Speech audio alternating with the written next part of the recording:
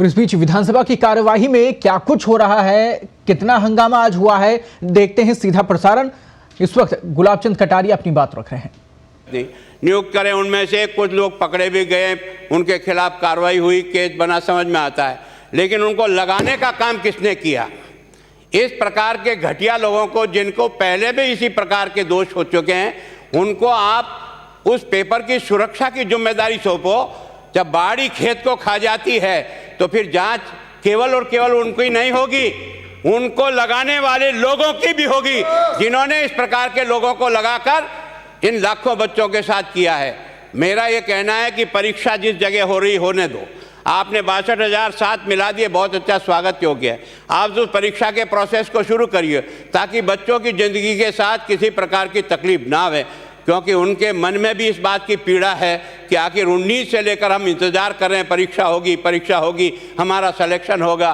Selection fair हो, इस भी सब स्वागत करते हैं, लेकिन अगर सिलेक्शन में ये इस प्रकार की नकलबाजी हो करके योग्य व्यक्ति तो पिछड़ जाएं, और इस प्रकार के ये जो गैंग है ना, ये गैंग कोचिंग सेंटरों के साथ मिली हुई गैंग है। अगर इसका पुख्ता प्रयास करोगे, यहाँ तक कि अगर मैं और मेरी पार्टी का भी कोई व्यक्ति इस गैंग का शरीक हो, उन सब का पर्दाफाश होना चाहिए और ये गैंग राजस्थान में ख़त्म होनी चाहिए, ताकि लाखों बच्चों की ज़िंदगी के साथ ये जो तमाशा चल रहा है, इस तमाशे का एंड होना चाहिए। इसलिए हमने कहा परीक्षा अपनी जगह आप कराओ, सिलेक्शन आप अपनी जगह कराओ, इन बच्चों को नौकरी आप अपनी जगह दो, जिस प्रोसेस से भी देना उस प्रोसेस से दो, पर उसमें पवित्रता बनी रहे।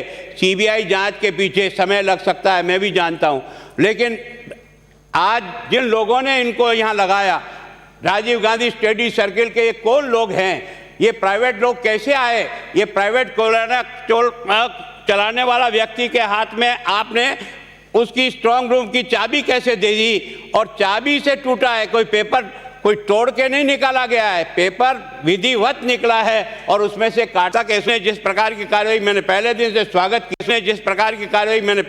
स्वागत किया, मुझे राजस्थान की पुलिस पर आज भी इत्मीनान है कि पुलिस में कई अच्छे अधिकारी हैं, लेकिन चूंकि इसको लगाने वाले लोग वो मंत्री और ऊंचे स्तर के लोग हैं, उनको मेरा एसओजी का राठौड़ बुला करके इंट्रोगेशन नहीं कर सकता है। इसका इंट्रोगेशन करने के लिए कोई तो भी स्वतंत्र पार्टी चाहिए जो इन बेईमानों को भी पकड़ करके, ताकि सारी की सारी लिंक खुल जाए और उसमें जो भी दोषी हो, मैं हूं, मेरी पार्टी का हो सकता है, इधर हो सकता है, उधर हो सकता है, मन में सबके एक ही इच्छा है, इन बच्चों के साथ न्याय हो, इन बच्चों के साथ सही परीक्षा हो, इन बच्चों को अपना हक मिले, ये आप और हम सब चाहते हैं। और जैसे रेत माफिया होती है, शराब माफिया है, वैसे राजस्थान में एक लंबे समय से ऐसे माफियों की गैंग तैयार हो गई है और इनके सरगना ये सारे के कोचिंग सेंटर के लोग मिलेंगे। जो पेपर 5 करोड़ में बिका, आप और मैं बाजार में खड़ा रह करके 10-10 लाख में बेचूंगा क्या? कब तक बेचूंगा? कब तक पेपर के पैसे वसूल होंगे?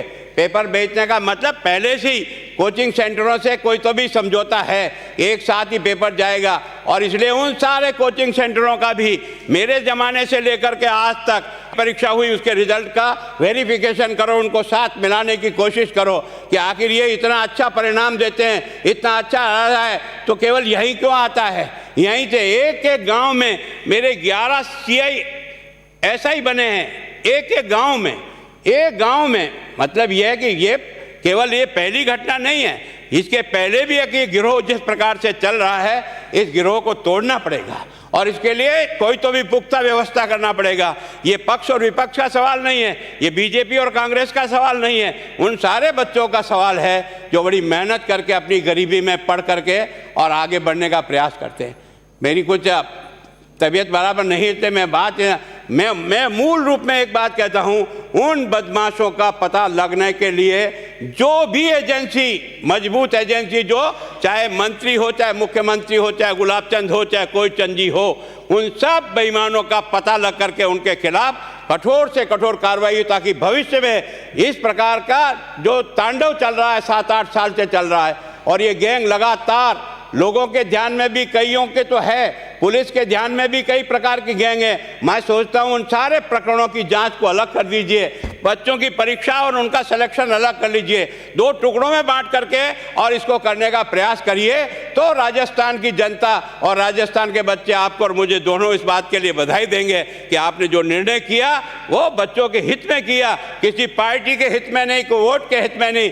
आज अगर इतने लाख बच्चे, तो 1 करोड़ जनता, उसके बच्चे बच्ची जो है ना, परिवार प्रभावित हो रहे हैं, उनके दर्द को कोई समझता है? 18 से लेकर आज 22 में आ गए, वो बच्चे नौकरी के लिए तरस रहे हैं। और इस कारण से मैं चाहता हूं कि इस जांच में किस तरह से तरीका आए जिसके कारण से दोषी किधर भी हो, चाहे कोई भी हो, मैं चाहता हूं वो पकड़ में आना चाहिए और उसके आधार पर होना चाहिए। आपने जो बात कही, हमने पहले दिन से आपसे निवेदन किया था, ये घटना केवल बीजेपी और कांग्रेस की नहीं है, और हिंदुस्तान में एक ऐसा उदाहरण हमारे यहाँ पेश हो गया कि 26 लाख बच्चों ने तैयारी की और जाकर के कुछ हजार लोग इस चोर रास्ते से घुस के नौकरियां प्राप्त कर ले और बड़ा बच्चा तरसता चला जाए। ये तो कोई व्यवस्था नहीं हो सकती। हम जनप्रतिनिधि भी हैं, तो हम किसी के बाप भी हैं, किसी बच्चे के रिश्तेदार भी हैं। हमारा सबका धर्म बनता है उसके प्रति न्याय कैसे हो। इस कारण से विरोध दिमाग में है और मन से है, केवल नाटकबाजी से नहीं है। अध्यक्ष महोदय, आपके द्वारा आसन से जो व्यवस्था दी गई थी और जो विपक्ष के सदस्यों से निवेदन किया गया था कि जिन 4 सदस्यों को कल 10 फरवरी को यहाँ सदन ने जो है उनको निलंबित कर दिया, जब तक ये सेशन चलेगा, जब तक बात उसमें उठानी चाहिए थी। अगर इनको डिस्कशन ही करने हैं तो बाकायदा हमारा डिस्कशन करने के लिए हम तैयार हैं। फिर काहे के लिए आप यहाँ पर पेपरबाजी लेकर के आते हो? आइए, मुकाबला करिए, उठाइए बात को, जवाब सुनिए हमारा कि हम क्या जवाब देते हैं आपको कितना आपके जो आपके वक्त में जो कारनामे हुए हैं एक-एक को गिनाएंगे और एक-एक को गिनाएंगे। आपने कितनी सीबीआई की इंक्वायरियां दे दी? आपके टाइम पे 5-5 बार लीक हुआ पेपर, एक भी किसी को सीबीआई को इंक्वायरी दे दी। आज सीबीआई को इंक्वायरी देने का मतलब क्या है? ये सब पॉलिटिकल है, आपका टोटल पॉलिटिकल है। दिल्ली के इशारे पर आप लोग ये सब कर रहे हो। आप चाहिए, आइए ना, मुकाबला करिए, हमसे कहिए, आप आदेश दें। आप सरकार स्टेटमेंट देने को तैयार है, मुकाबला करने को तैयार है, इनके चिट्टे कितने खोलने को तैयार है, वस्तु स्थिति बताने को तैयार है कि वस्तु स्थिति क्या है। जिन लड़कों के भविष्य के साथ आप खेलना चाहते हो, उसको डिले करना चाहते हो ताकि जो है उनकी भर्ती ना हो, हम उसी बात को लेकर के जो है आपको बताना चाहते हैं कि क्या आप फिर ये इतना सब कुछ बवाल करने की और नारेबाजी करने की और अनर्गल प्रचार करने की और ऐसा झगड़ा करने की। आप श्री बलराम पूनिया जो है वहाँ पर भाषण दे रहे थे, उस वक्त भी देखिए आप बराबर उनकी गैलरी में जाना और उनके आगे पीछे घूम करके उनको रोकने की कोशिश करना, शुरुआत उससे हुई है, ये आपकी जानकारी में और आपने खुद ने देखा है, लेकिन आप उस बात को छुपा रहे हो। मैं आपसे ये उम्मीद नहीं करता हूँ, आप इतने सीनियर आदमी हो और बड़े रेस्पेक्टेड आदमी हो, कम से कम सत्य बोलो तो सत्य घटना का तो विवरण दीजिएगा। मेरा आपसे यही निवेदन है, आप चाहते हैं ना जितना भाषण आपने दिया है तो हमारा भी जवाब सुन लीजिएगा। आप टाइम तय कर दीजिएगा, कल का परसों का, जब का चाहें आप, जब का तय कर दीजिएगा। लेकिन उन 4 सदस्यों को अगर आप लेकर के आते हैं तो फिर मैं मेरा प्रस्ताव पढ़ता हूँ। माननीय मंत्री जी, एक मिनट। माननीय, देखिए, मैं समझता हूँ कि पक्ष विपक्ष का सवाल नहीं है। हम इस जो बात है उसकी गरिमा को समझें। और जैसा कटारिया साहब ने कहा, ये गैंग है, जिस गैंग के बारे में हमें पता लगाना चाहिए कि भविष्य में किस तरह से ऐसी घटनाएं नहीं हो और नौजवान आदमियों को, नौजवान बच्चे जिनके मन में कल्पना है सरकारी नौकरी की, उनको जो डिजर्व करते हैं वो सही तरीके से उनको नौकरी मिले। ये प्रश्न एक गंभीर प्रश्न है। सीबीआई की जांच करना विपक्ष की अपनी मांग है, सरकार की अपना तरीका, मैं इसके डिबेट में नहीं जाना चाहता, पर मैं जो गंभीरता उसको देखते हुए मैं निवेदन करना चाहता हूँ, कटारिया साहब आपसे भी निवेदन करना चाहता हूँ। एक पक्ष जो घटना हुई इसको हम बाद में चर्चा कर लेंगे। मैं चाहे पक्ष हो या विपक्ष हो, उस दुर्भाग्यपूर्ण घटना की मैं निंदा करता हूं। कोई भी सदस्य बोल रहा है उसको जाके ऑब्स्टेकल नहीं किया जाना चाहिए, ये आपका राइट है प्रोटेस्ट करने का, लेकिन बोलने वाले का भी अपना अधिकार है, उस गरिमा को बनाए रखें। मैं आशा करता हूं कि हमारी यह परंपरा रही है, इस तरह की गरिमा को बनाए रखेंगे, भविष्य में इस तरह की घटना नहीं हो, हम बैठ के इसको चर्चा करेंगे। लेकिन आप मेरी बात यदि ठीक समझें तो मैं ये चाहूँगा कि जैसे आपने अपना वक्तव्य दिया, सरकार भी अपना वक्तव्य दे दे और हम सब मिल बैठकर इस बात पर निर्णय करें कि इन चीज़ों को रोककर किस तरह से राजस्थान में परीक्षा को इन जो गैंग वाले हैं उनसे मुक्त करके परीक्षा कर सकें। इसलिए आप ठीक समझें तो मैं सरकार से निवेदन करूंगा, और आप समय बैठ दें तो मैं बैठ के बात करके मंडे को अपन बैठ के डिस्कशन कर लेते हैं इसमें। और डिस्कशन करने के बाद 2 पार्ट में, जैसा कटारिया साहब ने कहा, एक परीक्षा होने का काम है, उसको नहीं रोका जाना चाहिए। क्रिमिनल लाइबिलिटी के अंतर्गत जो हम कैसे, जो आदमी क्रिमिनल हैं जिन्होंने इस घटना को इस अंजाम तक पहुंचाया, उनको आइडेंटिफिकेशन कर लें। एसओजी की जितनी अभी तक जांच हुई है, मैं समझता हूँ कि कटारिया जी कह रहे हैं, हम भी कह रहे हैं, सभी कह रहे हैं कि एसओजी के कारण ही हम इस जगह पर पहुंचे कि इस तरह का पेपर लीक हुआ है। इसलिए एसओजी का वर्सन भी सरकार दे दे, और फिर बैठकर हम इसको आगे बढ़ने के लिए, यदि आप समझते हैं कि आगे बढ़ना है तो कटारिया साहब और आपकी पार्टी को पूरा अधिकार है कि हम एसओजी की जो एक्सप्लेनेशन से सेटिस्फाइड नहीं है तो आप अपना जो भी आपका रुख लेना वो रहे। लेकिन मैं समझता हूँ कि हमें सदन में एक बार सरकार का वर्सन और ये वर्सन सुनने के बाद कैसे हम राजस्थान में इस मीनांस को रोकें और भविष्य में इस तरह की घटना नहीं हो, उस संबंध में हम सब बैठ के सदन में चर्चा करें, जिससे राजस्थान के नौजवान पीढ़ी के लोगों को लग सके कि 200 विधानसभा के सदस्य चुनकर आए वो राजस्थान की नौजवान पीढ़ी के बारे में चिंतित है और भविष्य में राजस्थान में ऐसी घटना नहीं हो, उसका फुल प्रूफ काम करने का हम काम करें। मैं समझता हूं कि ये भावना के साथ हम सदन की अपने आप कार्रवाई प्रारंभ करें। जो 4 सदस्य के संबंध में मैं आपसे निवेदन करूंगा कि मेरे चैम्बर में आ जाए, मैं बैठ कर अपन बात कर लेंगे।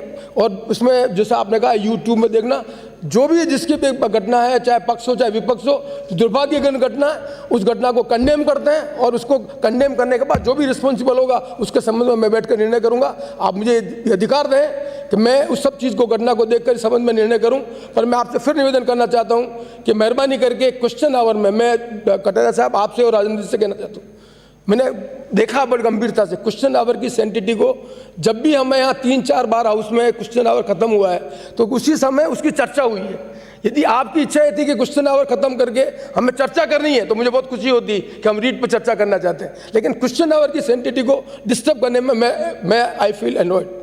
इसलिए मैंने आपसे निवेदन किया कि मेहरबानी करके क्वेश्चन आवर की गरिमा को बनाए रखें। 0 आवर में आपका पूरा अधिकार है, प्रोटेस्ट करने का अधिकार है, वेल में आने का अधिकार है, लेकिन क्वेश्चन आवर को कम से कम मैं पक्ष और विपक्ष सबसे निवेदन करना चाहता हूँ उसकी सेंटिटी को बनाए रखें और क्वेश्चन आवर जब भी हो उसमें डिस्टर्ब करने का काम नहीं करें। मैं आपसे अपेक्षा करता हूँ। और मैं चैम्बर में आपको, कटारिया जी को, राजेंद्र जी को, धारीवाल साहब को, चीफ विप को मैं चैम्बर में आमंत्रित करता हूँ। जो कल की घटना है उसके संबंध में मैं पूरा देखने के बाद, जैसा आपने कहा है, जो भी पक्ष है उसमें जिसने गलती है उस पक्ष के संबंध में क्या निर्णय करना, ये अधिकार मुझे दें, मैं बैठ कर उसका निर्णय करूंगा। लेकिन मैं आप सबसे अपेक्षा करता हूँ, मेहरबानी करके, ये राजस्थान की संसदीय परंपराएं सब जगह कोट की जाती है।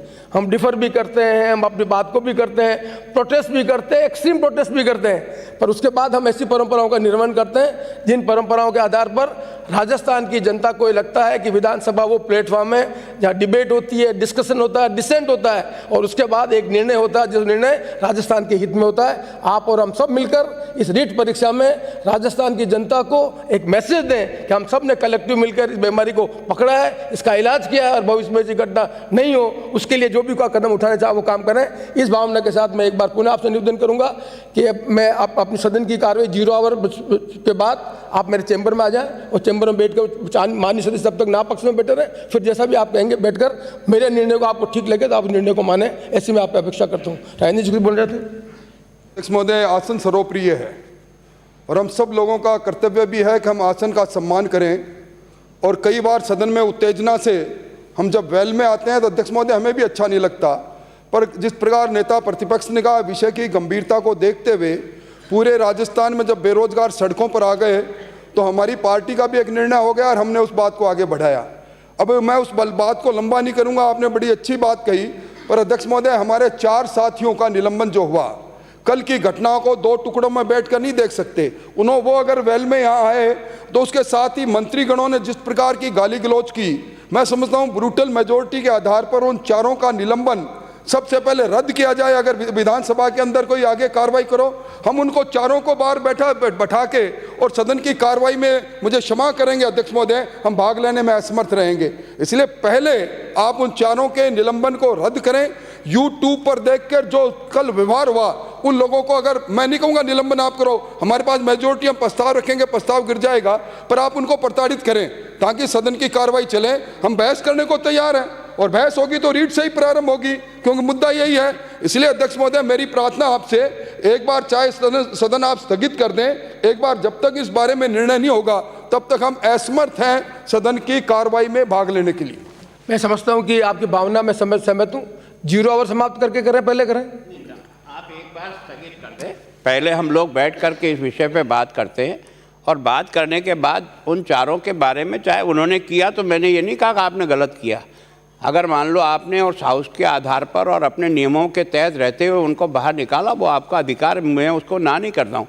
लेकिन उसके साथ की जो घटना हुई है उसको मैंने कल भी आपको यही कहा था कि उन सबको साथ देख करके अगर हम निर्णय करेंगे तो निर्णय हमारा फेयर होगा, और फिर बैठ करके बातचीत करके आगे के क्या स्टेप हो सकते हैं उसके बारे में यदि हम और आप एक ही राय के बनते हैं तो आगे बढ़ सकते हैं, उसमें कोई। लेकिन जब तक वो उन लोगों के बारे में फैसला नहीं होगा तब तक हमारा आना और हमारा रहना संभव नहीं है। आप एक बार स्थगित कर दें, स्थगित करने के बाद बातचीत में इनका और हमारा क्या मन बनता है आगे किस प्रकार से।